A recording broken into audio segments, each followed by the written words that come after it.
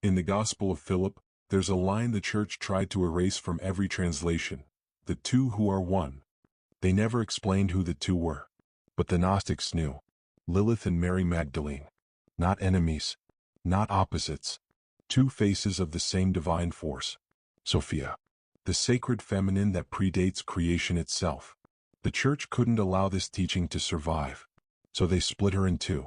They painted Lilith as the demon, the rebellious woman who refused to submit, cast out of Eden, erased from Scripture, turned into a child-killing monster in Jewish folklore.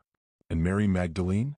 They called her the prostitute, the repentant sinner, the woman saved by a man. Both stories are lies. Carefully constructed distortions designed to bury the same truth, that the divine feminine doesn't need permission, doesn't need saving, and cannot be controlled. But here's what the Gnostics preserved in secret. Lilith and Mary aren't two different women. They're two expressions of Sophia, the wisdom of God made flesh. And every chosen one carries both. The wild, untamed refusal to bow, that's Lilith. The illuminated knowing that transcends all teaching, that's Mary. And when you activate both, when you stop choosing between rebellion and devotion, between fire and grace, you become what the church feared most. Sophia incarnate. Awake. Ungovernable. Tonight, you're going to learn what these two faces actually are, why they were separated, and how to reunify them inside you.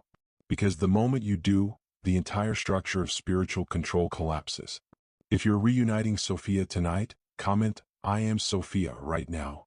Lilith was never a demon. She was the first expression of Sophia in human form. Before Eve. Before submission. Before the fall. And the story you were told about her, that she refused to lie beneath Adam and was cast out for disobedience, is true. But not in the way the church taught it.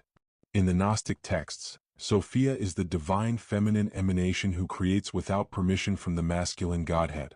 She desires. She acts. She births the material world through her own will. And the demiurge, the false god who traps souls in matter, he's terrified of her. Because she's the reminder that creation doesn't belong to him. It belongs to the feminine principle. And Lilith is that principle unfiltered. Raw. Primordial. Refusing every chain. When Lilith says no to Adam, she's not rejecting partnership. She's rejecting hierarchy. She's saying, "I am not beneath you. I'm not your property. I am divine on my own terms." And that refusal is so threatening to patriarchal systems, both religious and social, that they had to demonize her completely.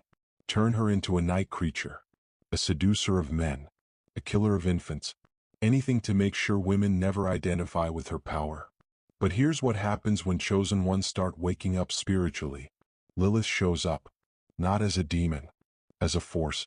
You feel her in the moment you finally say no to a relationship that's draining you. You feel her when you walk away from a job that's killing your soul.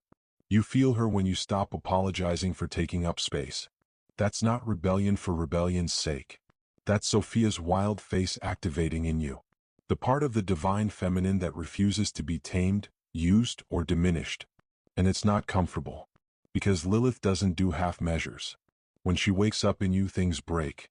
Relationships that were based on control end. Belief systems you inherited without questioning crumble. The version of you that played small to keep others comfortable dies. And the church knew this. They knew that if people, especially women, connected with Lilith's frequency, the entire system of obedience through shame would shatter. So they buried her, wrote her out of Genesis, turned her into a warning.